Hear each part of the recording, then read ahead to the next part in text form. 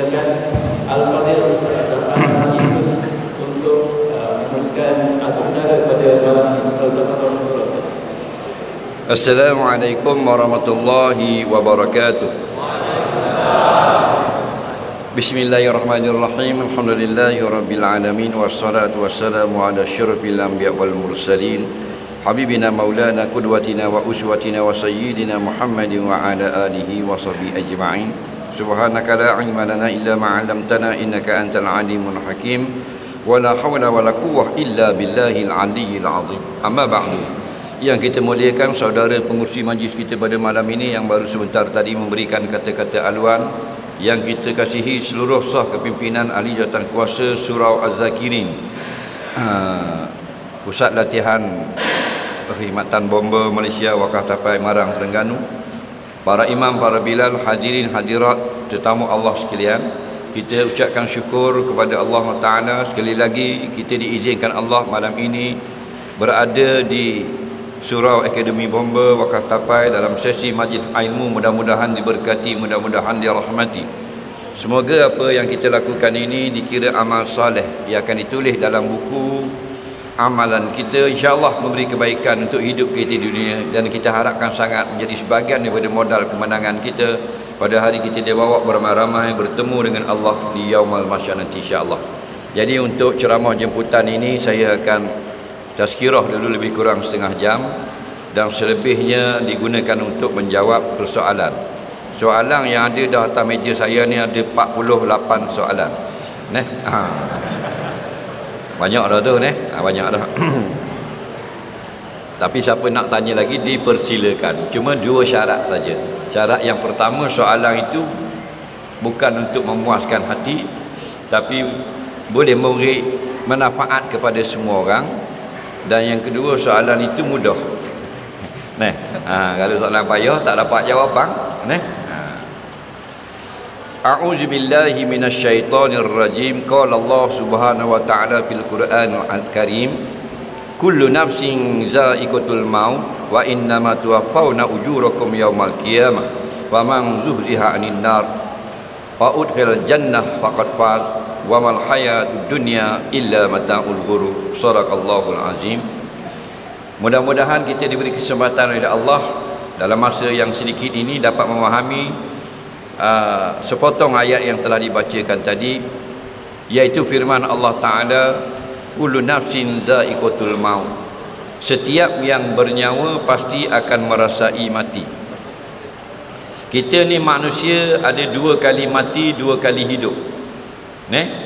Dulu kita mati tak ada, kemudian Allah hidupkan kita. Sekarang hiduplah, sebelum ni mati, lepas ni mati lagi, kemudian hidup lagi. 2 kali mati, 2 kali hidup. Wa kaifa takfuruna billahi wa kuntum amwata fa ahyaakum. Bagaimana kamu boleh melawan Allah, engkar kepada Allah, sedangkan kamu dulu tidak ada, kamu mati. Lalu Allah yang menghidupkan kamu, sekarang kita hidup. Lepas ni lepas hidup ni yumitukum, Allah akan matikan kita pula. Lepas pada tu Allah hidupkan yang terakhir yang tidak ada mati lagi. Jadi setiap yang hidup akan mati. Yang tidak akan mati satu saja, iaitu yang menjadikan kehidupan, yakni Allah. Kita suka mati pun mati, tak suka mati pun mati. Kita berobat pun mati, tak berobat pun mati. Faham lagi? Itu akidah kita, iman kita. Adapun syariat kita lain. Bila kita sakit, kita berobat. Kita sakit gigi, pergi klinik gigi, itu syariat. Kita sakit dalaman, jumpa doktor. Hakikatnya kullu nafsin za'iqatul maut, semua yang hidup akan mati. Yang tidak akan mati ialah yang memberi kehidupan, iaitu Allah. Karena Allah ni bersifat dengan yuhyi, dia yang menghidupkan, dan dia pula wa yumit, dia yang mematikan. Maka yang satu saja yang tidak akan hilang, tidak akan binasa, Allah Ta'ala. Kullu nafsin za'iqatul maut, semua kita ni pasti akan merasai mati. Orang komunis ni ateis lah. Ateis ni dia tak percaya pada Tuhan, tak beragama. Kalau yang mazhab yang ganah dipanggil komunis. Kalau yang lembut-lembut tu dipanggil free thinker. Mana fikiran bebas, Tuhan tak tahu. Tapi kalau yang ekstrim dia mazhab komunis. Mazhab komunis itu pula dia ada banyak mazhab, ada Mao Zedong, ada Karl Marx, ada Lenin, ada Stalin dan sebagainya. Mereka ni tak percaya Tuhan, tapi percaya mereka akan mati. Kerana apa? Kerana kematian dilihat di mata mereka. Orang komunis, orang etis macam orang Rusia tak percaya Tuhan, tapi dia percaya mati. Sebab apa? Sebab mati boleh nampak. Kawan dia kena langgar, pom, mati. Tapi Tuhan dia tak nampak, dia tak percaya. Dia jenis gini, dia jenis kalau nak tengok baru nak percaya. Ada juga orang Melayu otak macam komunis. Dia nak tengok dulu baru dia nak percaya. Kita cerita tak boleh buat gini, dosa ni. Dia kata dosa tu nampak ke tak? Cuma ustaz tunjuk saya dosa, saya nak tengok. Baru saya nak takut. Dia nak tengok dulu. Jadi kita tanya dia, kalau kita awak bukan anak mak awak awak anak monyet anak binatang ke? Dia kata anak mak saya. Mu tengok mak mu anak kamu. Mu tengok tak itu? Tak tengok bukan anak mak mu. Faham tak lagi? Jadi nak tengok dulu baru nak percaya mu bukan anak mak. Mu anak buluh betung. Faham tak lagi? Ni dia. Jadi orang komunis dia percaya mati. Faham lagi? Kerana dia nampak, cuma di alam barzah dia tak percaya. Kerana cerita itu datang daripada Nabi. Bila datang dari Nabi dia tak percaya. Jadi alhamdulillah kita ni Allah hidupkan kita boleh tengok alam yang ini indah, dan Allah beri Islam pula. Itu banyak kita kena balas budi Allah, berterima kasih pada Allah.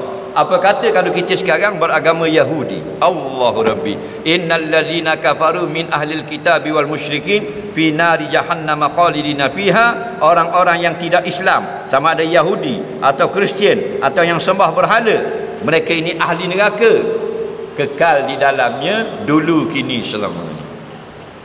Nampak? Jadi kita dahlah Allah hidupkan kita di dunia boleh tengok indahnya alam. Allah jadikan kita Islam pula.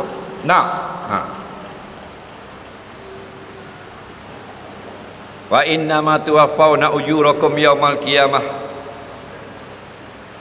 Kenapa kita semayang daripada awal muda sampai ketua, tak kaya-kaya pun?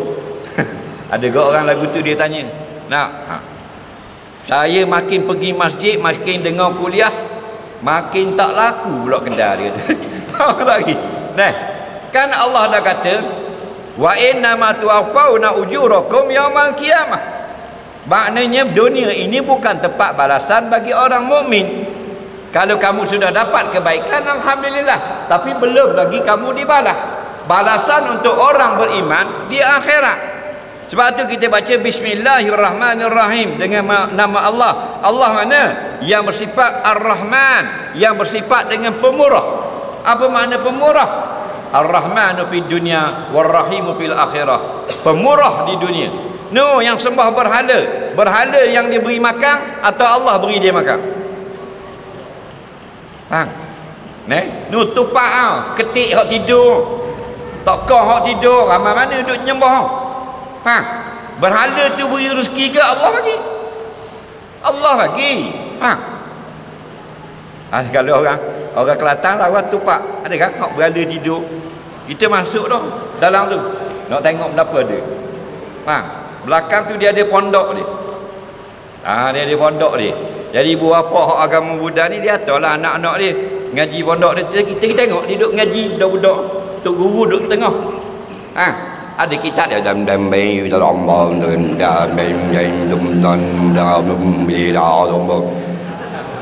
nahu dia lah, jurumiyah dia. Faham? Kepercayaan dia. Lepas tu sembah batu, sembah berhala. Adakah berhala tu yang beri dia rezeki? Tak, Allah. Allah mana ni? Sifat Rahman ni. Sangat pemurah. Walaupun sembah berhala, mensyirikkan Allah, Allah beri makan kau. Tokai genti halang, tokai judi, perut macam payang makan kenyang. Siapa beri makan? Allah kau. Padahal berjudi siang malam, berzina siang malam, Allah beri rezeki. Faham? Minum arak pagi petang, whisky, Bacardi, toddy, brandy, jenis tau, உங்களுக்கு நல்ல சொல்ற சாப்பிடு நல்ல. Habis Allah beri makan pula ke? Bila tu? Kerana di dalam dunia ni rahmannya Allah. Faham? Tapi warrahimu fil akhirah. Di akhirat Allah bersifat kasih sayang hanya kepada orang mukmin saja. Yang kufur kepada Allah go to hell. Dibakar dalam api neraka. Jadi kalau kita ni semayang, puasa, zakat, haji, buat baik, mengaji, baca Quran, selawat, berzikir, senang pula hidup, alhamdulillah. Tapi kesenangan yang mu dapat dalam dunia ni bukan kerana mu orang mukmin. Kerana itu sudah dibahagikan rezekinya. Kalau bahagian balasan sebab mu mukmin, balasan sebab mu beriman, no, di akhirat, kan di dalam dunia. Hak dunia ni hak tulis masa kita duduk dalam perut mak. Kita duduk dalam perut mak kita 4 bulan. Allah kata pada malaikat, uktub rizqahu, tulis rezekinya. Wa amalahu, rezeki itu tulis. Banyak mana dapat? Daripada sampai balik, dari beranak sampai mati, tulis. Kemudian wa amalahu, tulis kerjanya. Sebab tu jadi bomba. Kenapa? Pasal Allah tulis kan? Faham lagi? Tulis dah. Padahal di sekolah itu nak jadi askar. Faham lagi? Kita masa sekolah itu cikgu tanya lah, bang, nak jadi apa besar bila-bila? Bang, 40 orang nak, ni nak jadi doktor, ni nak jadi askar. Orang ramai doktor. Doktor, awak doktor. Ni doktor cocok sendiri tekuk. Faham? Celok kakang, bahan atas tangan, pi kuda, kerek, mak sabu, macam-macam pesek. Dah. Tapi dalam 40 orang ada seorang nak jadi bomber. Ada juga dia. Tu atas tulis tadi ya. 44 bulan dalam perut mak. Mu kahwin lagi? Orang mana bini? Orang Sabah. Mu orang mana? Sabah, sekolah di sana. Masa sekolah tu ada tak minat seorang perempuan? Jangan bohong dalam masjid, tak baik. Ada suka tak? Ada. Mu boleh kahwin tak ke dia? Mu kahwin orang lain sebab Allah tulis. Faham lagi? Bukan yang berlaku ikut yang kita nak, apa yang Allah nak. Masya-Allahu kana wa ma lam yasha' lam yakun. Apa yang Allah nak itu yang berlaku, yang Allah tak nak tak akan berlaku walaupun mu nak. Faham lagi? Semua kejadian itu menyebabkan kita makin beriman dengan Allah. Nah, dunia bukan tempat balas. Kalau dunia ini tempat balas, orang paling kaya di dunia ialah Nabi Muhammad sallallahu alaihi wasallam. Betul tak? Kalau dunia tempat balas. Tapi siapa paling kaya? Tan Sri Qarun. Faham lagi? Dia paling kaya. Tahu tak Qarun? Qarun ni orang mana? Orang Katapek ke orang Mesir? Orang Mesir. Okey. Qarun orang paling banyak harta di atas muka bumi. Dia abadikan kisahnya dalam Quran, dalam hadis. Kita di Wakatape ni, di Akademi Bomba, gali lubang nak buat tianggo, nak buat tianggo. Gali jumpa emas satu tempayang. Esok keluar dalam surat khabar, nak pelatih bomba jumpa harta Qarun ke harta Ismail Sabri. Keluar surat khabar esok, harta Qarun. Padahal Qarun orang Mesir. Kenapa sebut nama dia? Ini Terengganu. Sebab dia manusia paling banyak harta di atas muka bumi. Di mana saja menjumpa emas banyak, ceritanya harta Qarun. Tapi di mana dia sekarang? Orang paling kaya sedang kena azab pagi dan petang. Akhirat masuk neraka. Nampak tak? Tu yang kaya tu derhaka masuk neraka. Kita yang kaya ni derhaka pula, lu fikir sendirilah. Faham lagi? Kalau dunia ini tempat balas, orang yang berzikir kaya, subhanallah jatuh sehelai not RM100. Subhanallah, subhanallah 200. Subhanallah, subhanallah, subhanallah. Stop 300. Faham? Allah boleh tak buat lagu tu? Boleh. Faham lagi? tapi Allah tak bagi duit. Musmayang pun tak dapat duit bawah tika, muzikir pun tak keluar duit, muslawat pun tak jatuh duit. Lilabluwakum ayyukum ahsanu amala, saja je kami nak uji kamu mana yang terbaik amalannya. Kalau bagi duit memang kamu hebat beramal.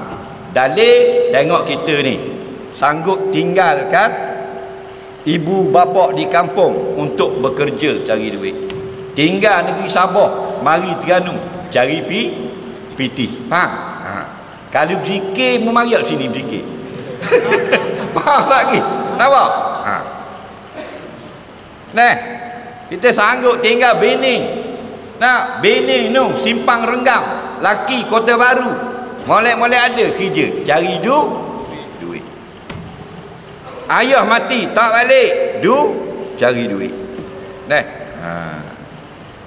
kalau baca Quran keluar duit, tengok kalau tasbih keluar duit, subhanallah 100, subhanallah 200, subhanallah 300.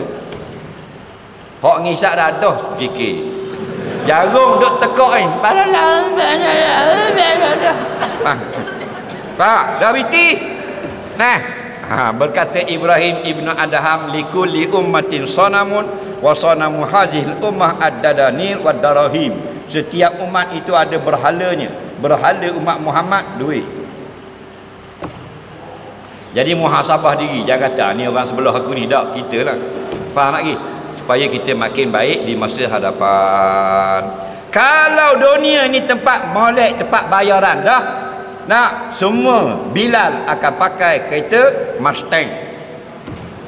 Kalau dunia tempat Allah bayar dah, imam semua akan pakai Ferrari, Lamborghini. Tapi tengok Tok Bilal pakai apa? Honda Cup. Faham lagi? Honda Cup je Tok Bilal, 20 tahun azam pakai Honda Cup. Faham? Starter ikat dengan getah. Kalau tidak turun tak naik starter. Faham lagi? Bawa anak 2 dalam beraga, bini duduk belakang, atas pelik 3 anak. Faham? Kenapa? Tidak kaya, 20 tahun azam. Kerana ini bukan tempat balas. Nah, jadi buat amal, jangan mengharapkan balasan di dunia. Balasan bagi orang beriman di akhirat. Ini tempat apa ni? Tempat bersukaria orang kafir. Nabi sebut dalam hadis, ad-dunya sijnul mu'min wa jannatul kafir. Dunia ini penjara orang beriman dan syurga bagi orang kafir. Seronok dia, tak payah semayang subuh, tak payah semayang zuhur, pagi petang boleh disko. Faham? Kita banyak pantang larang. Nak tidur sampai habis waktu subuh berdosa, kena bangun. Nah, bila dah ada duit kena bayar zakat. Bulan Ramadan kena puasa pula. Nah, banyak pantang larang macam duduk dalam jail, dalam penjara. Kenapa? Kerana Allah uji kita. Maka barang siapa famang zuhriha anin nar wa ukila jannah faqad faz. Siapa yang Allah lepaskan dia di akhirat nanti tak masuk neraka, maka dia masuk syurga.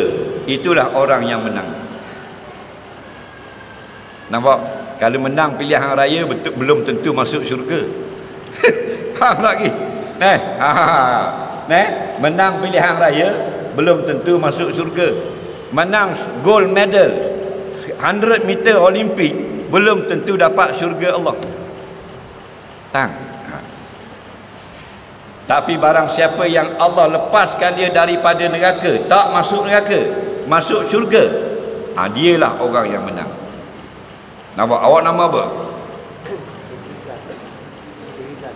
Zuhizan bin Farhan Fahas Tahar. Zuhizan bin Tahar daripada Sabah, Malaysia, di umum akhirat masuk syurga. Tengok, bila umum begitu, barulah itulah orang yang menang. Nampak? Bukan orang menang dalam dunia yang janggut panjang gini, kan? Beratur panjang nak masuk surga. Malaikat kata, apa pasal nak masuk surga, amal dia ni? Kami pakai jubah, selalu pakai kopiah. Hai, tak boleh masuk surga. Faham? Semayangnya dah. Faham lagi? Tak boleh. Kopiah 5 riyal je. Harga syurga takkan 5 riyal. Faham lagi? Kalau kopiah pakai kopiah masuk surga, murahlah surga. Faham? Ngomong pasal apa nak masuk syurga? Saya janggut panjang. Hai, tak boleh. Zakat bayar kita. Tak? Dah. Kalau zakat janggut panjang masuk syurga, aku masuk dulu. Faham lagi? Nak tengok zakat, tengok semayang, tengok haji, tengok sedekah. Nak tengok macam-macam lah. Ada ambil harta orang ke tak, hutang orang bayar ke tak. Nah, innal ladzina amanu wa amilus solihat. 2 tiket, 2 keping kena beli. Kalau nak tengok bola, JDT lawan Terengganu Bukit Jalil, sekeping je tiket. Kalah Terengganu. Saya orang Batu Pahat. Baik.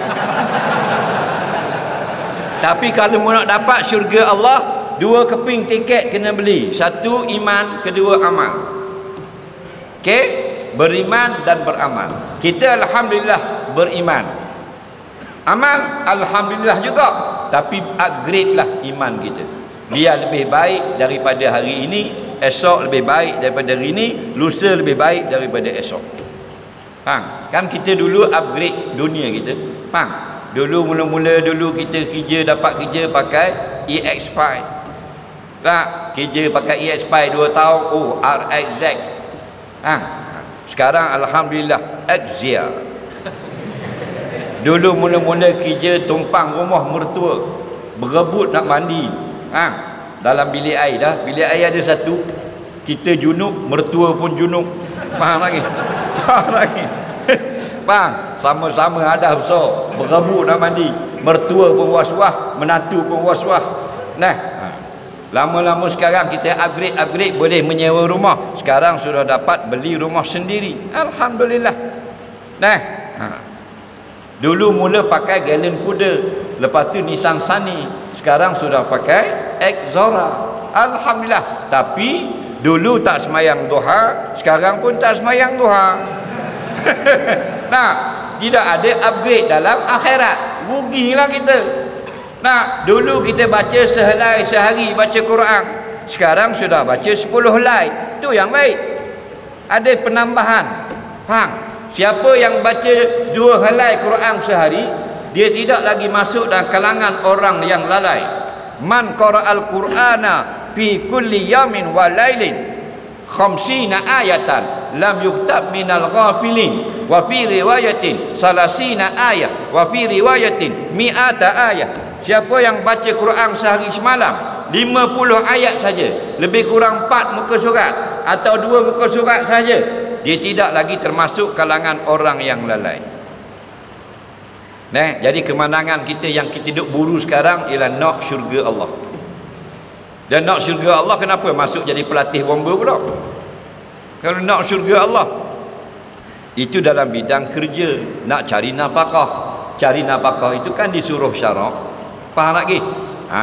Jadi kita mencari dengan jalan yang halal. Dengan kita mencari nafkah sebagai hamba Allah. Tujuan kita dicipta Allah untuk beribadah. Sambil beribadah, kita perlukan nafkah, memudahkan kita untuk solat, untuk belajar, untuk berhaji, untuk berzakat dan sebagainya. Okey? Wa mal hayatud dunya illa mata'ul ghurur. Ini yang last sekali ayat. Tidak adalah dunia ini harta benda kemewahan, melainkan menipu kita. Mata maksudnya harta benda, ghurur makna dia lebong gitu. Faham tak lebong? Orang Terengganu panggil lebong. Orang KL lupa panggil tipu. Okey? Maksudnya harta benda dunia ni banyak dia tipu kita. Tipu mana ustaz? Banyak harta kita dapat ni, tipu lah. Faham lagi? Nah, mu cari lelah-lelah, siapa dapat? Siapa yang rasa kaki sedap ni? Binimu kan? Anakmu. Mu giana KO. Faham lagi? Kita kerja umur 25 tahun, simpan duit sampai umur 55. Nak, berapa tahun? 30 tahun pencinglah kita. Boleh buat rumah. Harga rumah 250,000. Kalau 30 tahun siap cari duit buat rumah untuk duduk, kurang-kurang kita boleh duduk 30 tahun baru adil. Ni cari saja 30 tahun tapi duduk tak sampai 30 tahun. Kena molek 3 tahun saja duduk, game over. Faham lagi? Kadang-kadang hari naik rumah tu, hari naik rumah, tuan rumah turun rumah. Faham lagi? Bubuh dalam kanda pergi tanam. Itu panggil gurur. Dia tipu kita. Kita cari 30 tahun tak dapat duduk pun 30 tahun.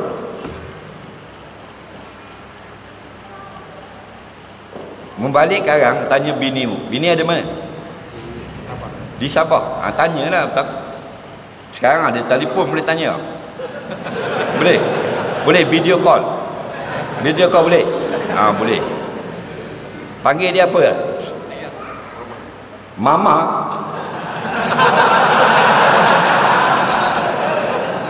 Tak apalah.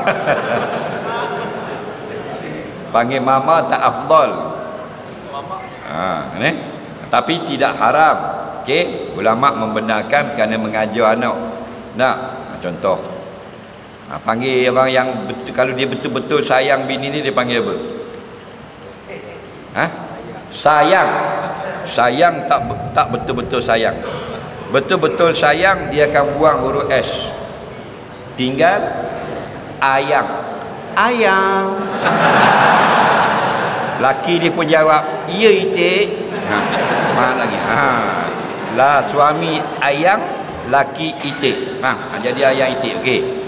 Balik sekarang video call yang mbah nak tanya ni. Faham? Kalau saya mati, berapa hari awak menangis? Boleh tanya? Agak-agak berapa hari dia menangis? Agak-agak lah. Pernah tanya? Berapa hari dia nak menangis? Dia tak akan kahwin lagi. Boleh dengar.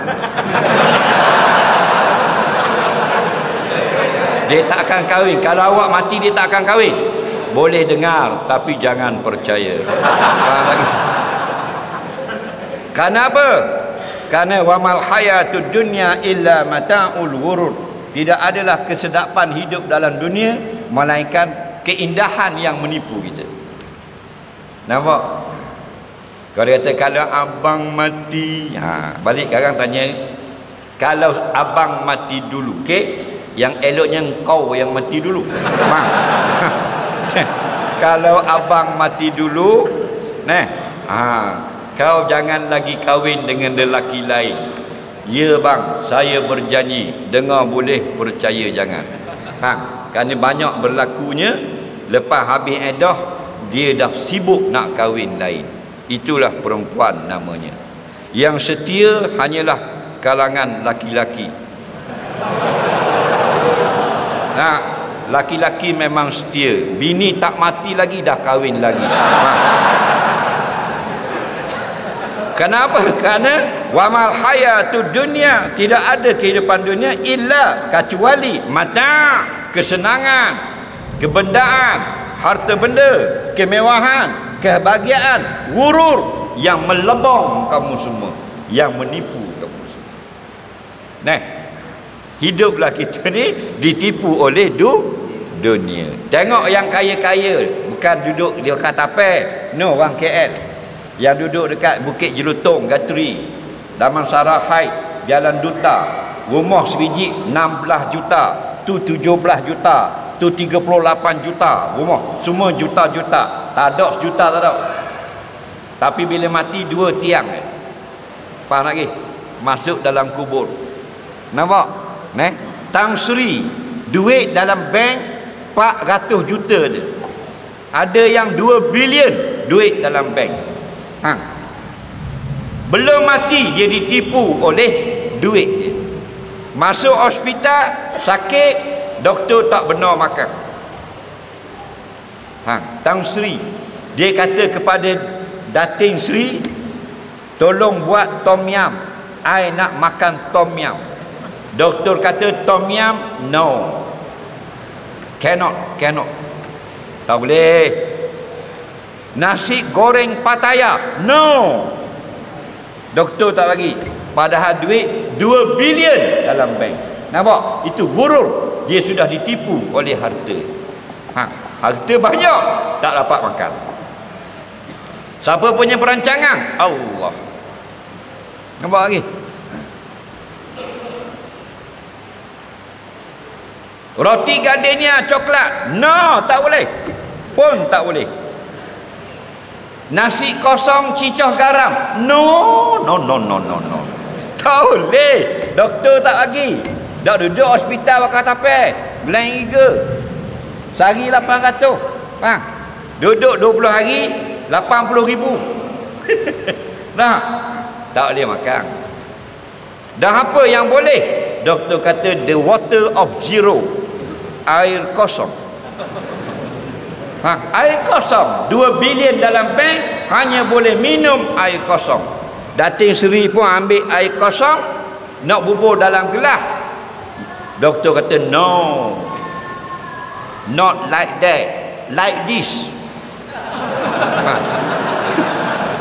Faham lagi? Tu.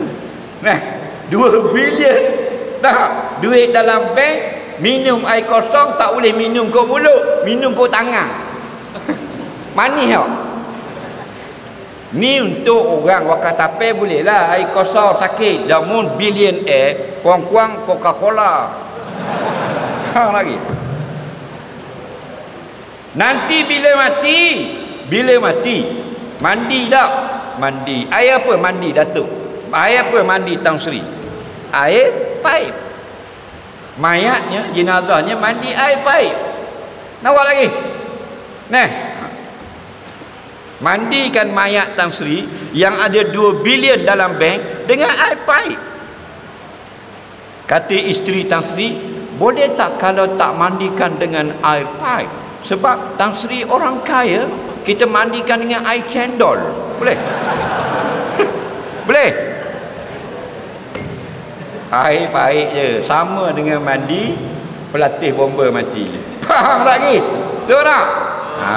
Itu kena ingat. Tak salah cari harta, tapi ingat jangan sampai kita kena tipu di kesenangan dunia. Nah, bini kita kahwin. Bila kahwin? Tahun berapa kahwin? 81, 91, 2001. Ingat tak malam pengantin? Muka dia pakai eyeshadow tak? Pakai tak? Ada blusher? Ada. Celak? Ada. Wangi tak? Wangi. Muka cun tak? Semalam macam Transformer.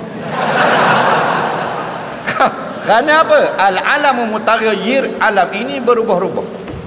Kerana bukan tempat balas. Kehidupan yang abadi di akhirat nanti. Wa kawa'iba atraba wa ka'san dihaqa. Tu. Akhirat nanti bini-bini kita, ialah anak-anak dara yang sebaya, yang sama cantik, yang tidak bertambah umurnya. Pendapat yang sahih ialah 30 tahun. Dulu kini selamanya bini kita sentiasa berumur 30 tahun. Dunia sekejap je. Kita kahwin kata tahun 70 kahwin. Contohlah, sekarang umur 78. Bila kahwin pakcik? Tahun 70. Oh, tidur belaga hidung. Malam pengantin, betul tak? Yang kita tidur, I tengok you, you tengok I. Tak? Betul tak? Malam pengantin. Dah dapat 5 orang anak, ada tidur gitu? Tak ada. Faham? Bubur batal tengok. Nampak laki tidur luar, bini dalam bilik. Masuk umur 50, laki tidur bawah katil, bini atas katil. Masuk umur 75, tok atas rumah, toki bawah rumah. Faham lagi? Kerana apa? Kerana kita semakin huduh, semakin lemah, semakin dakwah. Adapun kehidupan yang sebenar di syurga, makin hari makin lawa. Kita tidak akan pernah melihat bini kita secantik kemarin, tak ada. Kalau kemarin kita tengok tercantik dah, hari ini Allah janji lebih cantik dari kemarin. Nampak? Jadi dua kehidupan, satu berlandaskan batin iaitu iman kita, semua sudah dirancang oleh Allah. Yang kedua syariat, laksanakanlah segala perintah Allah dengan baik sampai masa semayang, sampai masa zakat kita berzakat. Biarlah kita mati dalam keadaan tunduk kepada perintah Allah. Wala tamutunna illa wa antum muslimun. Jangan kamu mati melainkan dalam keadaan kamu selalu menyerah kepada hukum Allah. Wallahu a'lam. Kita masuk pula pada sesi menjawab soalan. Yang pertama, nak khabar orang yang bertanya ni, dia paling banyak pahala, bukan yang tukang jawab. Okey? Kerana sebab dia tanyalah, kita dapat berkongsi pengetahuan daripada jawapan. Faham? Soalan yang pertama, apakah hukum kalau pegawai dan anggota bomba sepatutnya cergas tetapi dia tidak cergas?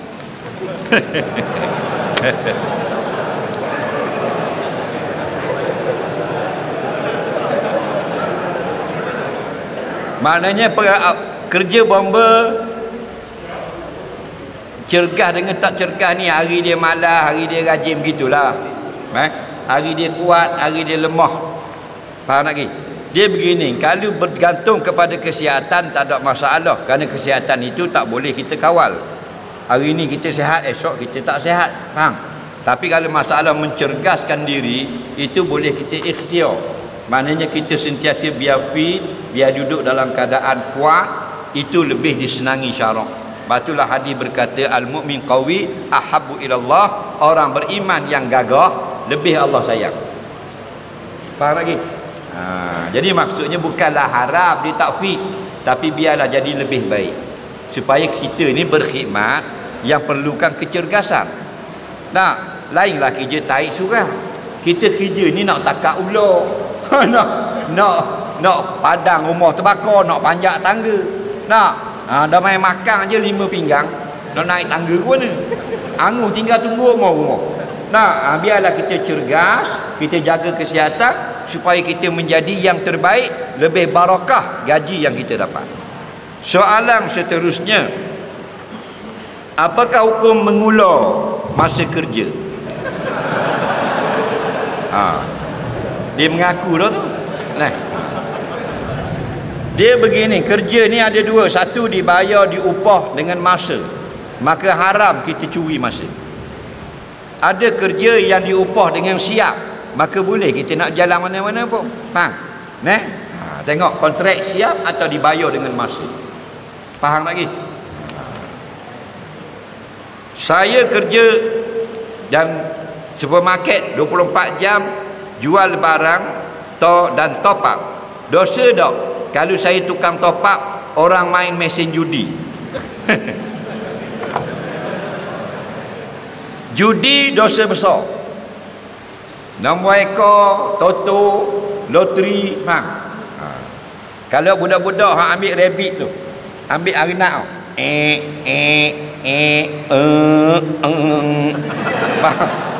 tu judi, dosa besar. Tak boleh. Wajib semua menteri besar haramkan benda tu dalam negeri masing-masing. Kalau tidak, dia akan dihadapkan di mahkamah di padang mahsyar nanti. Faham lagi? Baik, sekarang judi online guna telefon, betul tak? Bayar dengan mana? Dengan kredit. Masuk kredit 50%, 50%. Tetap judi juga, sama je, dosa besar. Judi nombor ekor pun masuk neraka, bakar dengan api. Judi online pun masuk neraka, bakar di dalam api. Okey. Jadi kita ni kerja di 7E ke supermarket atau kedai, tahu dah orang ni nak beli, nak suruh bantu dia top up untuk berjudi, haram kita bantu. Tak boleh. Kalau kita tak tahu, tak apa. Faham lagi? Kita tak tahu dalam tong tu ada arak, Faham? Kita driver bas, orang nak suruh hantar Kuala Lumpur, kita ambil bubur bawah kursi. Faham? Kita tak tahu gerak, kita ingat ke barang apa. Tidak berdosa. Tapi kita tahu dah harap orang Kuala Lumpur nak minum, orang sini tukang hantar, haram kita bawa kerana kita pemandu. Faham ni? Bila kita bawa juga kena laknat. Begitulah kerja top up CBI ke apa, kita tahu dah orang nak berjudi, haram. Kerana Allah kata wala ta'awanu 'alal ismi, dalam perkara dosa jangan tolong. Hal lepas-lepas istighfar, minta maaf kepada Allah.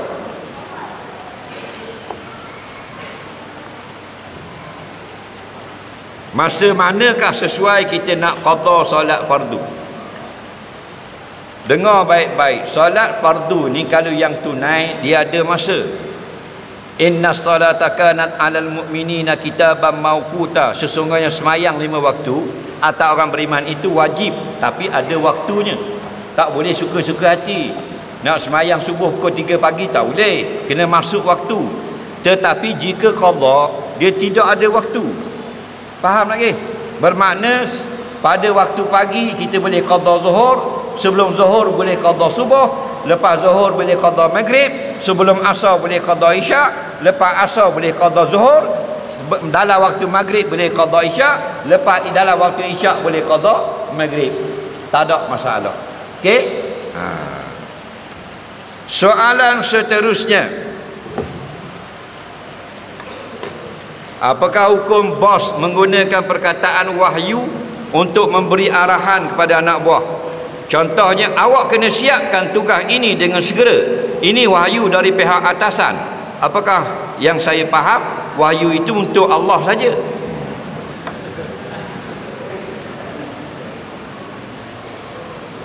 Sebaiknya kita tidak menggunakan perkataan wahyu.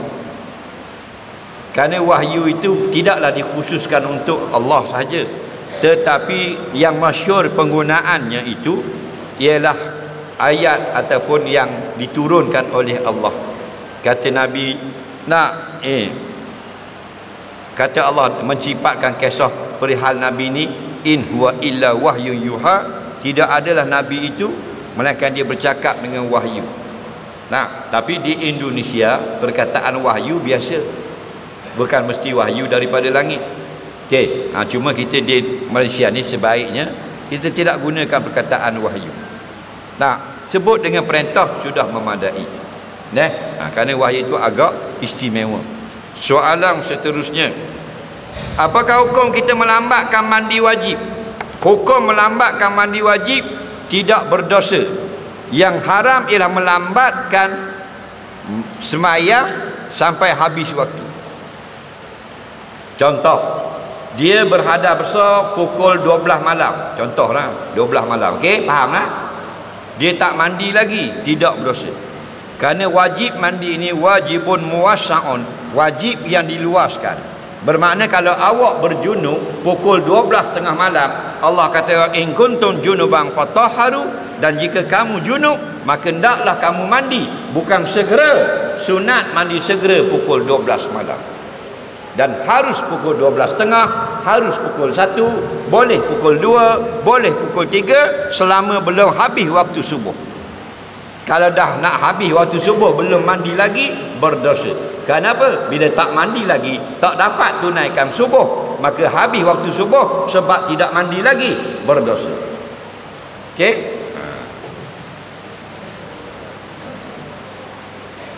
Kalau kita mimpi seorang yang kita suka, adakah itu tanda jodoh kita? Tidak. Dia mimpi Siti Nurhaliza. Lepas tu Datuk K kena ceraikan ke guana? Bagi kemung ke guana? Kena faham baik-baik. Dia mimpi ni 3 perkara. Yang pertama, ar-ru'yatus salihah, mimpi para nabi, mimpi orang-orang saleh, mimpi yang ada takbirnya. Yang kedua, mimpi syaitan, mimpi yang masuk dalam tidur tapi tujuan nak ganggu kita supaya kita takut. Faham? Jalan dalam hutang, kejar di rimah, itu mimpi syaitan, nak suruh kita bangun jadi takut. Ataupun kita jalan-jalan tubik daripada akademi bomba, tengok luar tu, gua ni jadi pelik aku ni. Faham? Depan atu pocong, kanan atu kubur, kiri Dracula, pusing belakang atu kopek. Faham? Faham lagi? Itu bangun tidur. Sudah. Tu mimpi syaitan. Nak suruh kita susah hati. Faham? Nabi kata kalau mimpi gitu, bangun ludah 3 kali dan kata a'udzubillahi minasyaitonirrajim. Bukan ludah air dia sungguh, buang angin saja. Tu 3 kali. Faham? Nama ludah sungguh bang atas muka bini. Nampak? Jeng bini kita. Bini kata abang sunnah. Faham? Okey, dan yang ketiga dia panggil igawan. Igawan ni benda yang selalu kita duduk minat, selalu kita duduk bicara, selalu kita duduk sembang, selalu kita duduk fokuskan sangat, atau selalu kita duduk bayang-bayangkan dia masuk dalam tidur. Takut-takut hot ni. Jadi bukan bila mimpi seorang perempuan bermakna akan jadi bini muda. Soalan seterusnya. Saya dah buat istikharah tapi saya tak yakin dengan petunjuk yang diberikan. Perlukah saya teruskan istikharah? Baik. Dia istikharah tapi belum yakin. Boleh istikharah lebih pada sekali? Boleh, silakan. Tapi kena ingat, bila kita istikharah bukan makna datang malaikat mai khabar. Contohnya kita nak kahwin dengan seorang perempuan tapi kita tak tahu akan keadaan dia akan datang baik atau tidak. Maka kita pun istikharah, ya Allah, jikalau perkahwinan aku baik, maka mudahkanlah, teruskanlah. Kalau perkahwinan tidak baik untuk diriku, jangan balas bagi jadi dan sebagainya. Bukan makna lepas istikharah malaikat mari rumah, Assalamualaikum, teruskan. Bukan gitu. Faham lagi? Mau tunggu gitu bodoh. Dah, kata ulama, bila kamu sudah istikharah, contoh kerana nak berkahwin, lepas istikharah itu, jika segala hal-hal berkaitan perkahwinan menjadi semakin mudah, maka itu lebih baik teruskan. Jika segala hal-hal berkaitan perkahwinan itu semakin kusut, maka sebaiknya tidak teruskan. Tapi kalau kita teruskan juga, hukumnya halal. Okey? Soalan seterusnya. Bolehkah saya bersalam dengan ibu saudara sebelah isteri kepada bapa saudara? Bagaimana aurat dia dengan saya? Dengar baik-baik. Boleh tak kita bersalam dengan isteri bapa saudara kita? Yang kita boleh bersalam sentuh ialah mahram kita. Bini pak saudara kita mahram atau tidak? Bukan mahram. Yang mahram ialah mak saudara kita. Adik perempuan ayah kita mahram, boleh salam. Kakak ayah kita mahram, boleh salam. Faham lagi? Yang boleh salam mak saudara betul. Adapun mak saudara sabit tak boleh, kerana dia bukan mak saudara betul. Mak saudara sebelah bapa saudara, mak saudara sebelah bini. Sabit tak boleh. Yang boleh betul. Yang betul tu panggil mak saudara lembing, kerana dia betul. Faham? Adapun sabit dia bengkok. Faham? Sabit tak boleh. Okey?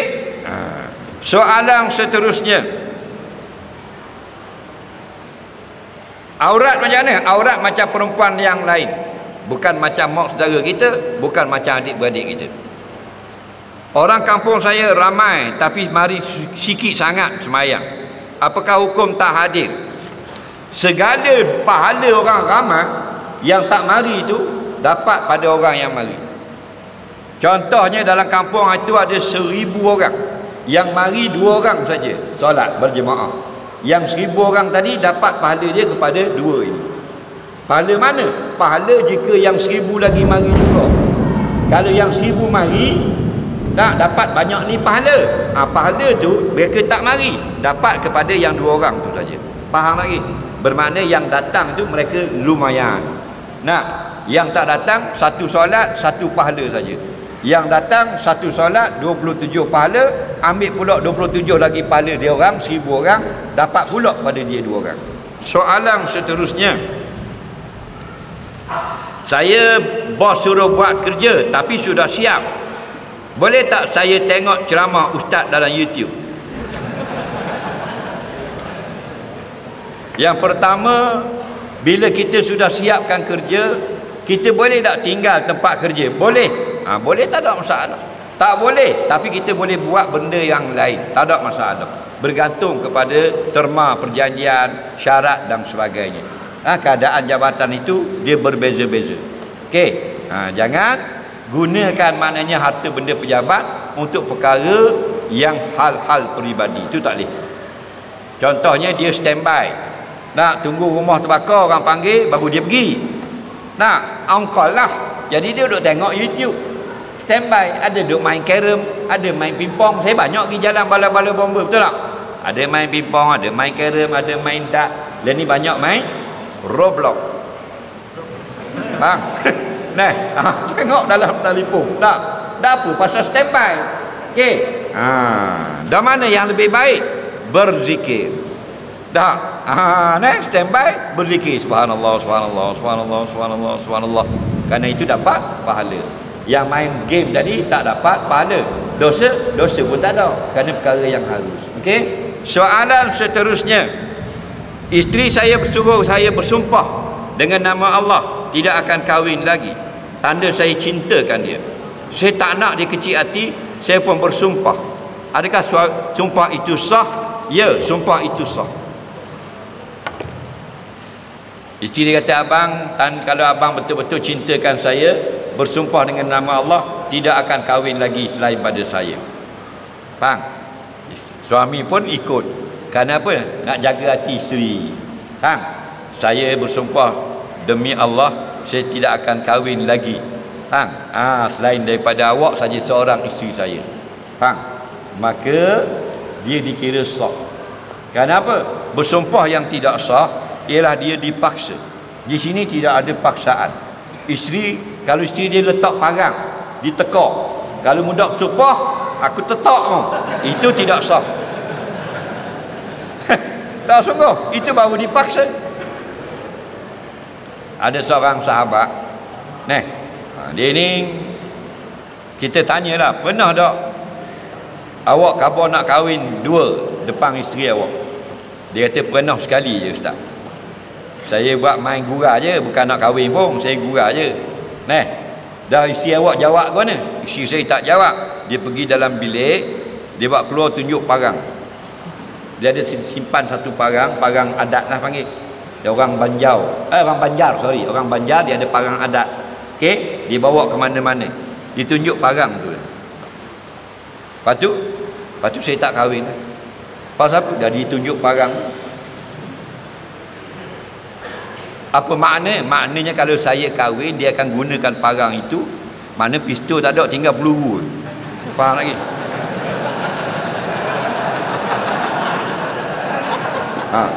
Memberani tau. Pistol hilang, tinggal peluru 2 biji. Tak. Jangan main kau perang. Itu bini dia tu ketua muslimat. Nampak? Jangan main-main. Dia marah dia. Betul tak? Orang perempuan dia memang marah. Dia mati dah, bangun lagi. Faham? Soalan seterusnya, isu talqin masa pergemuan masih ada perbalahan di kalangan keluarga si mati. Apakah jalan terbaik mengelakkan perbalahan tersebut? Dia kata isu talqin selepas tanam berbalah keluarga. Apa yang balah? Dia sebut balah. Dia tak faham balah. Ada yang kata bid'ah. Gitu kan? Ni banyak ni. Ada agama baru pula ni. Dia kata talqin lepas mati tanam tu bid'ah. Tu agama baru, bukan agama Islam. Faham lagi? Dengar baik-baik. Dengar dan ingat sampai mati. Hukum talqin selepas tanam di sisi 4 mazhab. Okey, mu mengajilah kitab dunia mana pun, planet mana, ni saja dia khabar. Kitab fiqh Al-Fiqh ala Mazahibil Arba'ah, Syekh Abdul Rahman Al-Jaziri. Al-Fiqh Al-Islami, Dr. Wahbah Zuhaili. Mughni Ibnu Qudamah Al-Hanabi Al-Hambali. Pak ni 2 perkara disebut. Dengar baik-baik Masalah baca talqin selepas tanam orang mati ada 2 pendapat. Okey, pendapat yang pertama tidak disunatkan. Pendapat yang kedua disunatkan.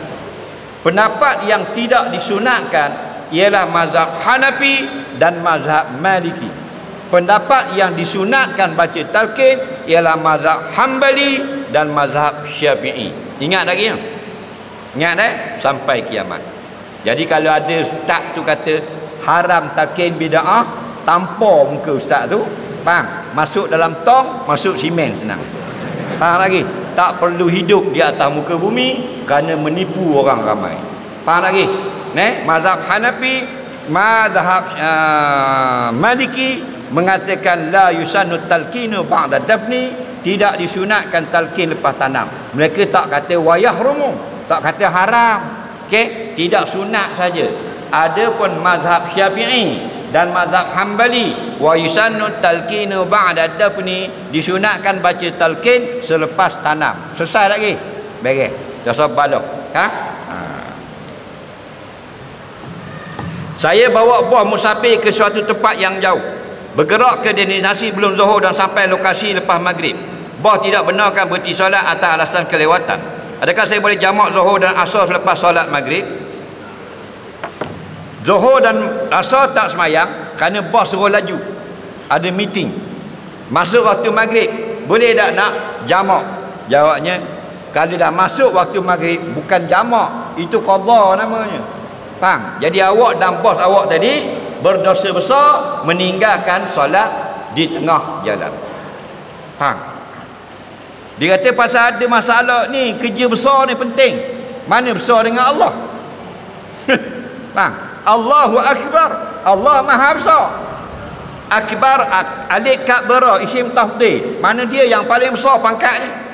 Besar dari Perdana Menteri, besar dari Agong, besar dari alam ni lagi.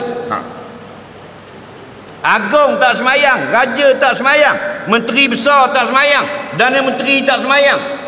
Yang nak jadi Perdana Menteri tak boleh-boleh sampai sekarang. Kalau tak semayang, masuk neraka. Jangan politik contoh. Faham? Masuk neraka. Agong tak semayang, Agong masuk neraka. Bini Agong tak semayang, bini Agong masuk neraka. Dah mood hebat je, cak ayang je. Lebih pada neraka Allah lepas. Faham lagi? Jangan tinggal. Kalau dia kata paksa kita, wajib berhenti kerja. Wa may yattaqillah yaj'al lahu makhraja. Siapa yang berhenti kerja kerana takut pada Allah, Allah beri jalan kelepasan pada dia. Faham? Ada rezeki di tempat lain. Wa yarzuqhu min haitsu la yahtasib. Allah akan rezekikan pula dapat pendapatan bekerja di syarikat lain. Nampak? Jangan main-main. Hidup kita sekali je. Sekali ni peluang. Kalau game over balik awal kita. Faham lagi? Betul tak? Game over tahu, mati. Kawan tu tekan juga, mana nak gerak kereta? Gerak benda, game over dah. Habis tu, faham lagi? Dia nak main, nak berlomba lagi. Main PS4. Faham? Habis lagi. Mati dah. Mati habis. Wa alaisa lil insani illa ma sa'a. Kalau dah mati tak boleh lagi nak beramal. Malaikat yang sempat buat masih hidup. Dah masih hidup tak semayang. Pasal apa? Bos kata tak boleh semayang. Tak. Mu dengan bos mu go to hell. Soalan seterusnya. Seorang muslimah terlibat dengan kemalangan kaki tersepit. Mangsa masih sedar, anggota bomba datang keluarkan kaki, tapi mangsa menolak sebabkan anggota bomba lelaki mungkin terdedak aurat, mungkin terpegang terlihat aurat. Atas sebab berikut, melewatkan penyelamat masa lain menyebabkan keadaan trafik menjadi susah. Apa yang boleh dilakukan apa yang anggota penyelamat menunjuki maruah wanita tersebut? Baik, muslimat kaki tersepit, bomba nak tolong buang, dia tak bagi, dia marah pasal takut nampak peha, nampak apa kan. Hukumnya kena faham, ad-darurah tubihul mahzurah. Patut kena mengaji. Faham? Nak jadi muslimat bukan ambil tudung je letak begini. Faham? Mengaji, belajar agama. Faham? Dia asalnya benda yang tak boleh ketika darurah dibolehkan. Faham? Macam Tok Mudin, bila dia nak bersunat budak-budak, dia boleh tak tengok Angry Bird? Boleh tak? Dia nak sunat budak-budak, boleh tak dia tengok? Asalnya melihat kemaluan orang halal ke haram? Haram. Bila boleh itu? Ketika perlu. Ketika tak mau sunat, haram. Boleh tak Tok Mudin jumpa kita kat majlis kenduri, selok kain Tok Imam, selok kain Tok Bila, selok kain Tok Siok. Tok Siok kata, apa ni? Saya Mudin. Boleh gitu? Tak boleh. Kerana awak bukan nak sunatkan Tok Siok. Faham? Ketika nak sunatkan, maka ad-darurah, keperluan itu, tubihul mahzurah, dia mengharuskan apa yang tidak harus.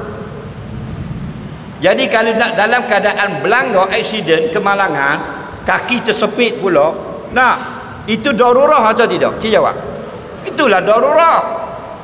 Yang tidak darurah ni perempuan duduk elok-elok tepi jalan, kita pergi pegang tangan, itu bukan darurah, itu haram. Tapi kalau kita terpaksa pegang peha dia, nak tarik kaki dia, kerana apa? Kerana kemalangan. Itu yang haram. Di tempat lain, tempat kemalangan, menjadi harus. Faham? Tapi harus ketika nak cabut kakinya saja. Bukan dapat tu abang bomba pun buat pergi atas bukit, bukan? Itu tak boleh. Faham? Macam orang puang lah, dia mandi dalam sungai, mandi dalam laut. Faham lagi? Dia mandi pakai bikini. Kita ni orang lebar, pakai janggut, pakai kopiah, ada sebeh tangan, subhanallah, subhanallah, subhanallah, subhanallah. Faham? Debong jatuh pakai bikini dalam sungai. Kita ni kalau pandai berenang, wajib terjun, pegang perempuan itu, selamatkan nyawa. Wajib. Tak buat, berdosa. Faham lagi? Dah kira dia pakai bikini, boleh tak pegang dia? Takkan dia tolong. Nanti dulu saya nak balik ambil sarung tangan. Padahal sentuh perempuan itu haram. Tapi dalam keadaan dia sudah tenggelam, hilang nyawa, wajib kita pegang. Faham lagi? Itu panggil ad-darurah, keadaan yang terpaksa, tidak ada pilihan lain. Tubihul mahzurah, mengharuskan yang asalnya tidak boleh. Asalnya firman Allah, faman yaqturra ghaira baghin wa da'adin fala isma alaih. Barang siapa yang masuk pada situasi tidak boleh membuat pilihan, keadaannya kritikal, bukan sengaja nak pegang perempuan itu, dan tidak berlebih-lebihan, kaki yang tersepit pergi pegang kopek, tak ada kena-kena, tu baru tak boleh. Faham lagi? Faham tak? Maka fala isma alaih, tidak ada dosa atas bomba tadi pegang kaki dia. Faham? Ketika darurah.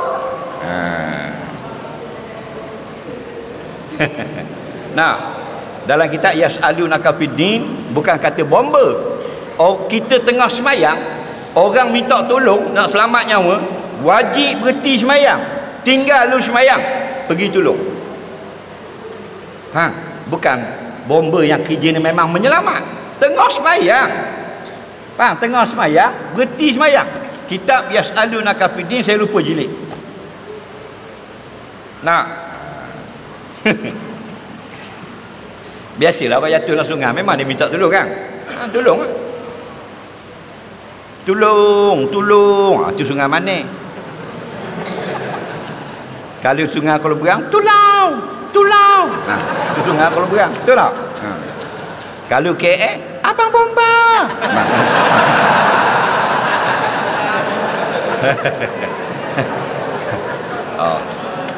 Naik nama abang bomba. Tu bagus dia, betul tak? Faham lagi? Situasi.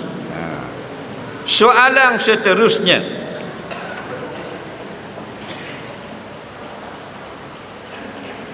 kita tak mau bagi pusaka secara faraid. Kalau bagi sama rata baru adil, kita kata lagu tu. Jawabnya haram, dosa besar. Apa yang dosa besar? Bahagi pusaka secara faraid itu asal hukumnya, siapa yang tak mau bagi ikut faraid, dia nak bagi sama rata, boleh, dengan syarat semua waris bersetuju. Yang haramnya ialah dia kata, jika kita bahagi sama rata baru adil, itu haram, kerana menunjukkan faraid Allah tidak adil. Awak yang adil, Allah tu zalim, boleh jadi kufur. Faham? Faraid tu adil daripada Allah. Faham? Faraid itu siapa punya hukum? MCA. Allah terangkan dalam Quran, orang ni 1/8, orang ni 1/6, ni 1/4, ni 1/2, ni 2/3. Faham? Tiba-tiba dia kata kalau kita bagi sama rata baru adil. Bermakna yang Allah tak adil. Dan mau duduk bumi ni siapa punya? Ni bumi ni Tok Wang punya. Faham? Allah punya ke Tok punya? Tok mau beli mana? Pasar Malang. Dah, Allah punya. Bila Allah punya, boleh ke kata Allah tak adil? Begini, kalau kita tak mau ikut faraid, kita bincang dengan waris, kita nak bagi sama rata, semua bersetuju, silakan. Okey? Soalan seterusnya, apakah hukum main golf tapi bertaruh nilainya tidak besar, suka-suka bagi menaikkan semangat? Sama saja haramnya, kerana bertaruh itu haram. Okey, kita main golf 18 lubang. Kalau you menang, you bagi I 500. Kalau I menang, I bagi you 500. Itulah judi nama. Faham? Judi ni rijsun min amali syaitan, kotor dari kerja syaitan. Jadi dua-dua pemain golf ini adalah syaitan punya golfer. Pemain golf syaitan namanya. Kenapa? Kerana berjudi.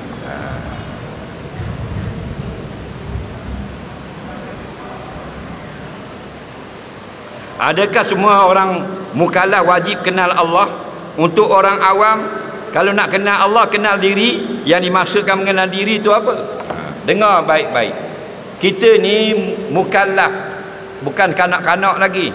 Maka kenallah Allah, kerana kita ni dicipta oleh Allah. Takat mana kenal, sekadar fardu ain. Tak perlu kita pandai mengulas seperti ustaz, seperti tok-tok guru dan alim ulama. Cukup kita kenal Allah. Allah itu Tuhan yang menjadikan kita, menjadikan alam ini, yang tidak ada permulaan adanya, yang tidak ada kesudahan seperti kita, yang bersifat dengan esa, tidak ada sekutu, yang di ulama-ulama karang dalam kitab sifat 20 atau tauhid-tauhid, ya, salaf yang menerangkan dengan jalan mudah siapa itu Allah, apa makna kita beriman dengan Allah. Selebih pada itu fardu kifayah, pendek saja. Faham lagi? Soalan seterusnya,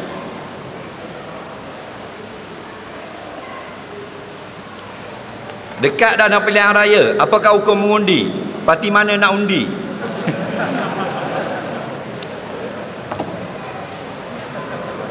Dia begini, kalau ada 3 orang akan dipilih untuk menjadi imam, tak, di surau kita ini, kerana imam yang lepas meninggal dunia kena COVID. Okey, ada 3 calon akan bertanding nak jadi imam. 3 calon ni memang pandai jadi imam dan berilmu belaka. Maka 3 ni siapa pun yang menang, yang jadi imam, dia akan boleh bawa semayang dengan betul. Maka kita orang Kamai tak wajib mengundi. Kerana apa? Mana satu menang pun, semuanya berjalan salat berjemaah, dia semayang dengan betul, bacaannya betul, hukum hakamnya betul. Okey. Tetapi kalau seorang saja yang boleh jadi imam, yang 2 orang lagi tokek daun ketung nak jadi imam juga. Faham lagi?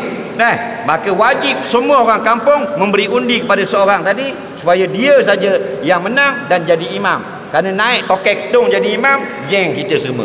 Faham? Maka begitulah dengan kerajaan. Jika ada 2 parti, mana-mana parti pun kalau dia menang, dia berkuasa, dia akan menegakkan Islam dan keadilan, maka tak wajib mengundi. Faham lagi? Tapi kalau satu saja yang akan menegakkan agama, membela Islam, tak, dan yang lain tidak, memusuhi Islam, mendatangkan kemudaratan pada agama, maka wajib kita pastikan hanya yang menegakkan kalimah Allah, yang sekurang-kurang walaupun tidak perfect, wajib beri undi kepada dia. Apabila berlaku pengundian pilihan raya di Amerika, 2 saja parti yang masuk bertanding, iaitu Republican dan Demokratik. Dua-dua ni Kristian. Maka bertanyalah orang Islam di Amerika kepada mufti Amerika, parti Republican kah ataupun Demokratik yang orang Islam Amerika wajib undi? Jawab mufti Amerika, parti yang lebih lemah lembut, baik kepada orang Islam, wajib kita beri undi. Nampak? Kerana kalau kita tak dapat nak tolong, nak buat semua benda, sekurang-kurang sedikit benda yang baik untuk Islam kita dapat lakukan. Ma la yudraku kulluh, la yudraku kulluh. Apa yang kita tak dapat buat semuanya, jangan tinggalkan langsung, tapi berilah sumbangan dengan undi kita sekurang-kurangnya. Tidak menang kafir harbi, tidak menang musuh-musuh Islam merampas tanah air kita. Faham? Soalan seterusnya, kita kerja bomba tapi tua dah, kurang tenaga dah.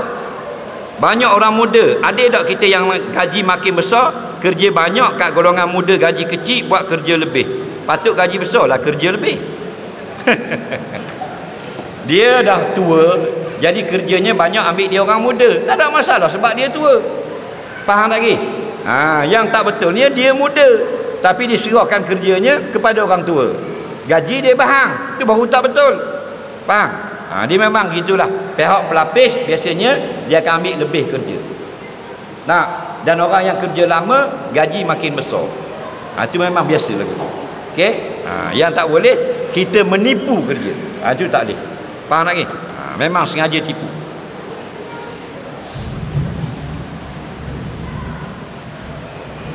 Boleh tak kita baca doa untuk ibu bapa kita dalam solat hajat? Bagaimana cara berdoa solat kaedah yang betul? Kita solat hajat, orang minta solat hajat pasal nak diri rumah. Sambil kita solat hajat diri rumah, kita pergi doa pula untuk ibu bapa kita. Boleh. Kerana apa? Kerana Allah ni ghaniyun 'anil alamin, sangat kaya daripada alam ini. Mu nak minta dua, mu minta 1 juta barang dia boleh tunai. Faham lagi? Soalan seterusnya, hukum lumba derek kemalangan, adakah mati su'ul khatimah? Mati su'ul khatimah ni mati munafik, mati minum arak, mati menipu harta benda orang. Itu baru su'ul khatimah. Faham lagi? Cuma kita nak tegurlah dalam masalah yang berlaku baru ni. Sepatut hentikan dulu dan betul-betul buat ikut SOP. Contohnya pagar ni, kenapa pagar dia separuh saja? Tidakkah membahayakan pemandu bila pagar separuh? Dan jalan pula melambung-lambung. Drag ni dia macam papan karen, dia lurus saja tak bahaya dah. Ni melambung-lambung. Pagar pula separuh. Yang ketiganya, roll bar tu tak ada dalam kereta. Sepatutnya ada roll bar. Kereta tu bila tergolek, dia ada bar yang tahan dalam tu, kokpit tidak terjejas. Semua litar yang bertaraf apa benda ni profesional, dia tidak akan benarkan mana-mana kenderaan yang tidak ada roll bar yang mengikut SOP bertanding, kerana dia membahayakan pemandu. Benda ni kerjaan kena cek balik. Faham lagi? Barulah sukan itu tidak membahayakan. Ni ada pokok pula tu. Ada pokok pula kat final. Tunggu besar lengang ni, sebelum pokok. Faham? Ini masalah. Tahu tak roll bar? Roll bar ni yang dipasang. Kalau yang murah 6,000 7,000 stainless steel. Kalau yang mahal 20,000 30,000. Itu biasa dipasang pada Ferrari, Lamborghini dan sebagainya. Faham lagi? Benda tu bila tergolek, macam kereta tergolek, dia tak akan kepek. Walaupun kereta tu putus dua, dia tak akan kepek bahagian pemandu. Benda-benda lagu ni lah ikhtiar, nampak, untuk menjaga keselamatan. Bila benda itu tak dijalankan, kenapa kita benarkan juga perlombaan dia adakan? Itu kena fikir balik, kena betulkan balik. Takut-takut saat ni lah nak jadilah perlombaan itu jadi haram. Soalan seterusnya, boleh tak kita tengok orang yang nampak baik, kita suruh doakan kita? Lah, orang jahat pun kita boleh suruh doakan kita. Kita pergi di penjara, kita tanya dia, hukuman berapa tahun? Seumur hidup, tolong doakan saya. Boleh? Faham lagi? Dia kena seumur hidup, kita tolong doakan saya. Boleh? Faham lagi? Dia nak kena hukum gantung, kita minta dia doakan kita. Boleh? Faham? Apatah lagi kalau tengok orang yang warak. Lebih-lebih lagi.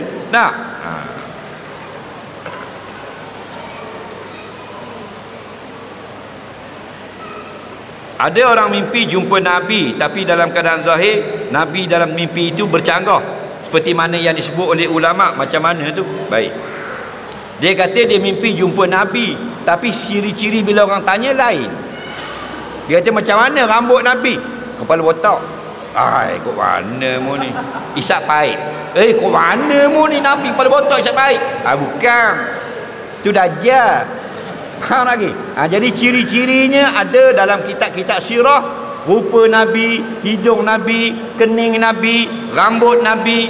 Faham lagi? Jadi sama dalam tu. Barulah masuk dalam hadis, syaitan tak boleh menyamar aku. Faham? Ni dikata mimpi jumpa Nabi. Dah guana orang. Orang gemuk, perut pucik. Hei. Tu bukan Nabi, tu YB.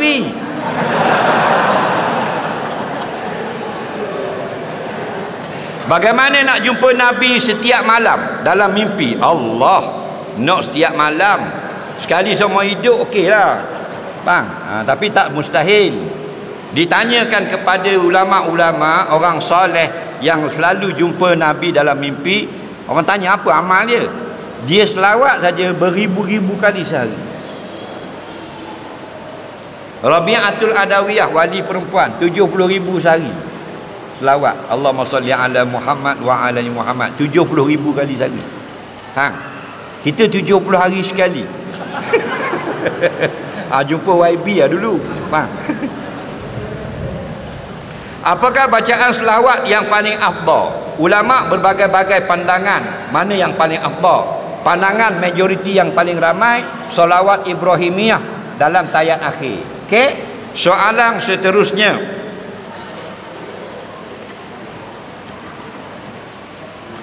kenapa saya tengok ramai beralih tempat solat sunat ba'diyah dari tempat solat fardu? Kerana Nabi kata, kalau kamu sudah solat di sini, membanyakkan tempat sujud. Jadi kalau kita sudah solat di sini, solat fardu, kita bangun, kita gerak sikit, sekurang-kurangnya sejengkal, sujud sini pula. Kerana setiap tempat yang kita sujud, tempat itu akan datang pada hari kiamat menjadi saksi bahawa kita sujud di atasnya. Jadi tak perlu jauh. Kanan sikit, kiri sikit, depan sikit, belakang sikit. Okey? Adakah sah sempurna solat kaki tak rapat dengan makmum sebelah, bahu rapat dah? Dengar baik-baik, yang betulnya bukan rapat kaki, rapat bahu. Rapat kaki tu mazhab baru, tahun 2014 baru start keluar dalam Facebook. Lagi dalam kitab-kitab fiqh tak ada, fiqh pak mazhab.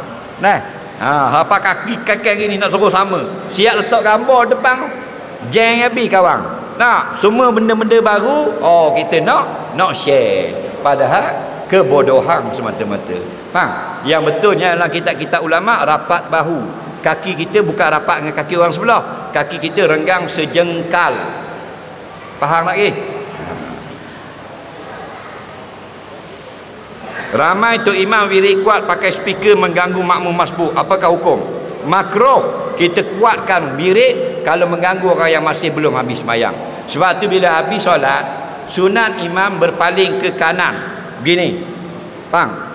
Berpaling ke kanan supaya dia nampak ada tak lagi orang yang masih menyambung solat. Ada 2 orang lagi masbuk, dia pun wirid slow dulu. Subhanallah, subhanallah, subhanallah, subhanallah, subhanallah. Bila 2 orang tu sudah salam, subhanallah, subhanallah, subhanallah. Sebab tu kata Imam Syafi'i, aku suka perlahankan wirid, melainkan jika imam berniat mengajar makmum yang masih belum ingat wirid dan zikir, maka dikuatkan supaya orang belakang dapat tumpang belajar. Okey, ketika itu kuat, itu afdal. Soalan seterusnya, saya kerja bomber tapi tak solat sangatlah, ngaji pun tak pandai, bolehkah saya masuk syurga sebab saya banyak bantu orang? Dia kerja bomber, banyak bantu orang, tapi semua semayang tak cukup. Boleh masuk syurga? Boleh, kalau awak punya syurga. Kerana apa? Kerana as-salatu umududdin. Nabi sebutlah hadis, salat tu tiang agama. Tak cukup salat, 5 tak boleh. Faham? Asalnya 50 kali sehari, malam Isra Mi'raj dikurangkan sampai tinggal 5 saja. Bila tinggal 5, Allah kata mana? La yubaddalul qawlu min ba', selepas ini tidak dikurangkan lagi, tak ubah dah lah, tetap 5 kali. Nabi turun ke bumi, Nabi kata pada manusia, khamsu salawatin fi kulli yawmin wa lailin faradahunna Allahu alaikum. 5 kali sehari semalam Allah fardukan salat ke atas kamu semua. Jangan tak cukup. Faham lagi? Yang wajib kena cukup. Faham? Kalau sedekah tak apa, ada bagi sikit, ada bagi banyak. Faham? Ada hari sedekah, ada hari tak sedekah. Ini 5 waktu. La yubaddalul qawlu. Tak boleh kurang lagi dah.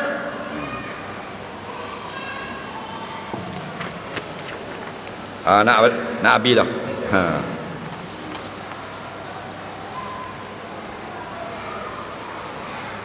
Duit simpanan anak, bolehkah mak ayah guna beli keperluan seperti susu, baju, ubat-ubat, ikutkan belanja mereka? Mak ayah kena tanggung, tapi sebabkan naik harga, peluang semakin meningkat, bajet kebelanjaan tak cukup, bolehkah guna duit mereka untuk keperluan mereka sendiri? Tak boleh. Yang boleh bukan termasuk nafkah. Nak guna duit anak yang bukan wajib nafkah. Makan minum wajib atas bapak, tak boleh ambil makan minum. Tapi kalau nak beli dia dictionary, nak beli dia buku sains untuk dia tengok buat rujukan, menambahkan pengetahuan, ada ulama membenarkan kerana tidak wajib. Faham? Adapun nafkah yang wajib, pakaian, makanan, tempat tinggal, tak boleh ambil kerana kewajipan atas bapa. Soalan seterusnya,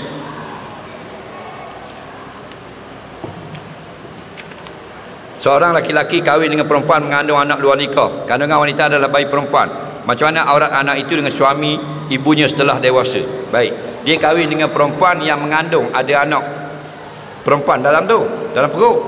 Bila dah kahwin, mengandung, nanti beranak lah. Anak itu bukan anak dia, anak luar nikah. Jadi bagaimanakah keadaan? Seperti anak tirinya, kerana suami ini sudah mestubuhi mak dia. Faham lagi? Dia sama macam hukum anak tiri. Kita kahwin dengan janda yang ada anak perempuan. Okey, kita kahwin tengah hari pukul 2 petang. Okey, aku nikahkan akan dikau wahai hijau bin biru dengan oren binti merah. Mas kahwinnya RM100 tunai. Kita jawab, aku terimalah nikahnya dengan mas kahwin tersebut itu. Faham? Bila kita sah nikah, janda itu sudah berstatus isteri kita. Anak janda itu sudah menjadi anak isteri kita, bukan anak tiri. Bukan. Lepas akad nikah, anak janda itu menjadi anak isteri kita. Faham? Malam sekarang, bila kita jimak isteri kita, lepas asar pun boleh. Bang, contoh malang lah. Contoh malam sekarang, bila kita jimak mak dia tu, maka anak itu berubah status daripada anak isteri kepada anak tiri. Faham lagi? Bila kita jimak mak. Tapi jimak betul lah, tergelang helmet, maknanya timba masuk dalam kerek. Kalau kerek kau bigar gitu, dah jadi anak tiri. Okey? Faham tak? Mudah faham benda gini.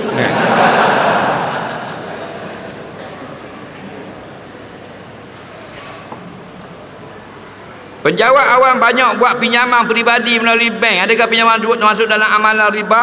Bagaimana nak selesaikan riba? Dengar baik-baik. Bank bukan makna riba. Bank maknanya institusi keuangan. Betulkan itu dulu. Yang kedua, hutang bukan makna riba. Hutang dibenarkan dalam Islam ketika perlu. Riba ni lain. Riba ni hutang, beri hutang, kemudian nak makan keuntungan dengan bayar lebih. Kullu qardin yajuru nafa'a fa huwa riba. Setiap kita beri hutang ke orang, nak tarik untung lebih atas bayar, itulah riba. Jadi hutang bukan riba. Kita laju mindset hutang riba, bank riba. Bukan. Bila riba? Bila muamalat riba dilaksanakan, di situ berlaku hukum haram. Selagi riba tidak dilaksanakan, hukum haram tidak berlaku. Okey? Soalan seterusnya, ketah yang terakhir. Apakah hukum tak habiskan baca Fatihah ketika solat berjemaah? Jika kamu orang yang muwafiq, wajib habiskan. Tak habis, tak sah rakaat. Tapi kalau kamu masbuk, kamu datang separuh, imam dah nak habis dah baca qul huwallahu ahad, kamu baru takbir bismillahirrahmanirrahim. Tu imam, walam yakul lahu kufuwan ahad, alhamdulillahirabbil alamin. Makmum, tu imam Allahu akbar, kita bawa alham, boleh rakaat. Faham? Tinggal 5 lagi ayat tak baca, ditanggung oleh imam. Bila? Mari lambat. Tapi kalau kita muafiq sama-sama takbir lepas imam, maka wajib habiskan Fatihah. Soalan seterusnya, saya nak kahwin dengan seorang gadis tapi tak dapat restu ibunya. Kami nak kahwin sembunyi-sembunyi. Sah tak perkahwinan itu? Sah atau tidak? Kena daftar, kena tengok Mahkamah Syariah akan tentukan. Kalau kamu pergi daftar di Mahkamah Syariah perkahwinan, mereka akan beri juru nikah, biasanya sah. Tapi perbuatan itu haram. Kenapa haram? Kerana ada 3 perkara buruk kamu buat kepada ibu bapa. Iaitu pertama, kamu membuatkan mereka marah. Yang kedua, kamu mengaibkan mereka. Yang ketiga, menjadikan mereka itu sedih. Jadi kalau kita, anak perempuan kita yang kita bela dari kecil sampai besar, dia lari dengan jantan lain pergi kahwin, kita rasa sedih tak? Satu. Yang kedua, marah tak? 2, marah. 3, aib tak kita? Malu tak? Malu. 3 perkara ni haram kita buat pada ibu bapa. Allah kata wabil walidani ihsana, pada ibu bapa adalah kamu buat yang baik-baik. Mu buat 3 perkara huduh daripada ibu bapamu, maka kamu adalah anak yang jahat. Walaupun nikah tu sah. Faham tak ke? Jadi kalau kita suka tak anak perempuan kita lagi nikah dengan boyfriend? Suka tak? Suka? Bengong tu. Suka tak? Tak suka jangan buat anak orang gitu. Faham?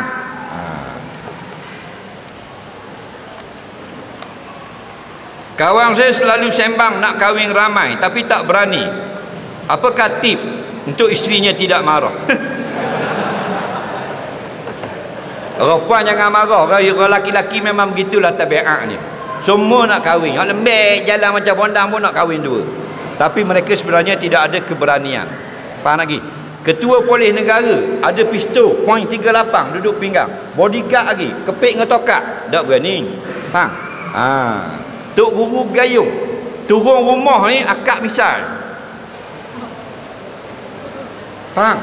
Akak misal. Tok Guru gayung boleh berlari ke atas daun pisang. Oh hebat. Kalau orang gendang gayung kedang Pak mak lalu berhenti gendang. Hormat Pak mak. Apa? Tok Guru besar. Budak-budak tengah isyak gang, kalau dia lalu berhenti.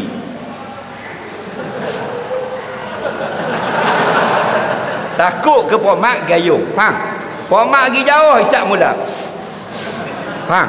Hebat Pak mak gayung. Tapi Pak mak gayung balik di rumah waktu turun misal. Pasal apa? Atas tu ada guru maha guru besar. Faham lagi? Tak? Maha guru gayung utama. Faham? Iaitu Moklong bini Pak mak. Faham? Jadi tip dia nak tak kita kahwin yang kedua, isteri kita diam membisu. Nak tak? Tambah sudah. Last chance saya soal, nak tak saya beri tip kita kahwin yang kedua, isteri kita diam membisu. Nak atau tidak? Nak. Kahwinlah lepas kematian isteri kita. Baik, ada soalan lisan tak? Kita dah di penghujung. Ada soalan lisan tak? Tak ada ada?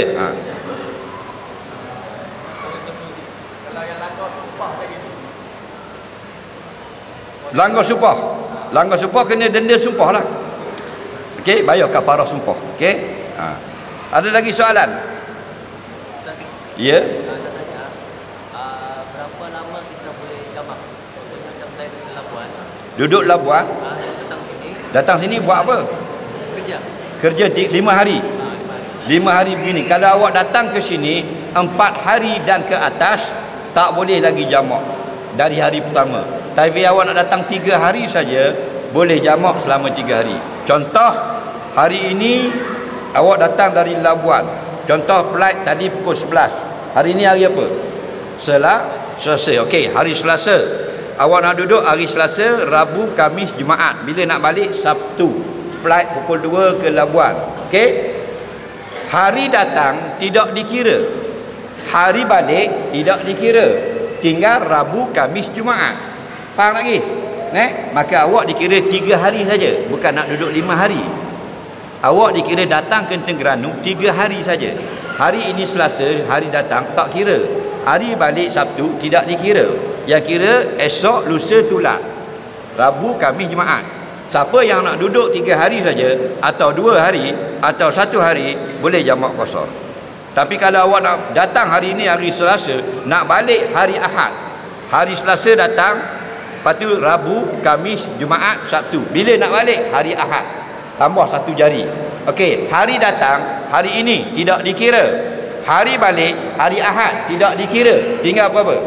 4. Awak dikira nak duduk 4 hari di Terengganu, tak boleh jamak qasar. Ingat lagi? Okay. Lagi soalan.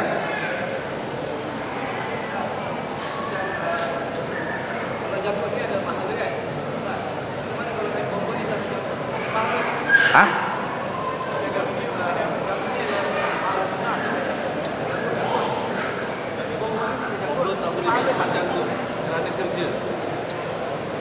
Janggut itu wajib ke sunat? Sunat. Okey, kalau awak tak simpan janggut, berdosa ke tak berdosa? Dapat pahala tak? Tak dapat pahala saja, berdosanya tidak. Okey? Tunggu pencen dah simpan janggut. Tak ada lah Okey. Kita ada 2 hadiah untuk diberikan. Dua-dua ni saya XL. Eksklusif punya kuta. Faham? Siapa nak bangun dan jawab soalan. Saya XL. Macam saya ni XL. Kalau tak badan berikan anak. Atau ayah ke apa. Okey. Lebih-lebih lagi anggota bomba. Pelatih bomba ke ada. Bangun je. Cepat-cepat. 2 orang bernasib baik dapat hadiah eksklusif. Cepat. Mana yang pertama? Okey. Imam di sini.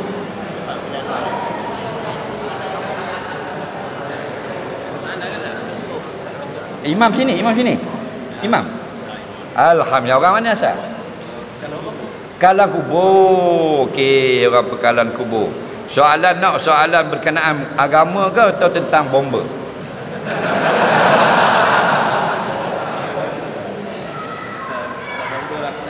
Tentang bomba. Okey. Ada seorang lagi siapa nak?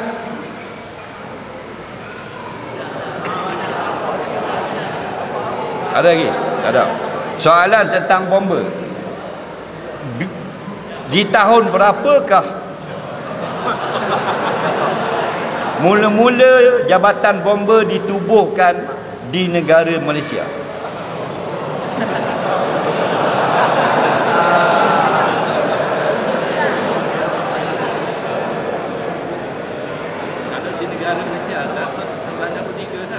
Tahun 63. Salah. Tanah Melayu lah, tanah Melayu lah. Tanah Melayu. Betul. Tahu? Sebelum mereka pun ada dah. Tak kira dah tahun berapa yang first kali di tanah Melayu jabatan bomba ditubuhkan. 1883 di Selangor. Okey?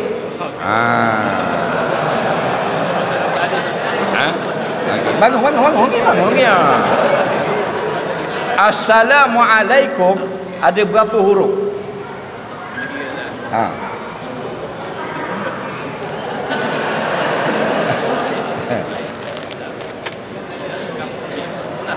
Sebelah, betul.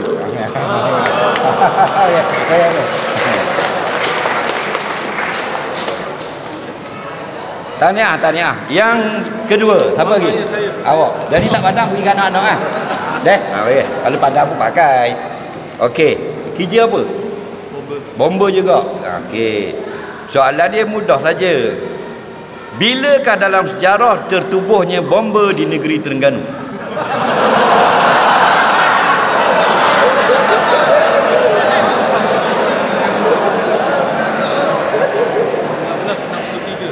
...1963. Salah. Beri satu lagi peluang.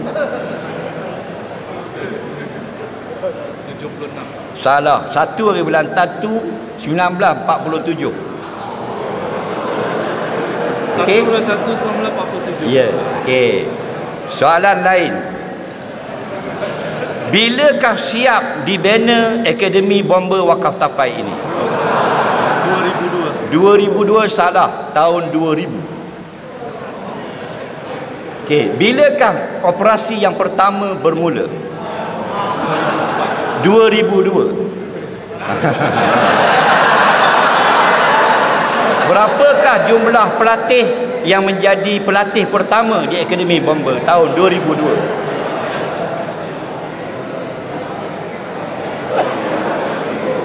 Tak dapat jawab. 236 orang. Ambillah, tidak tak balik aku.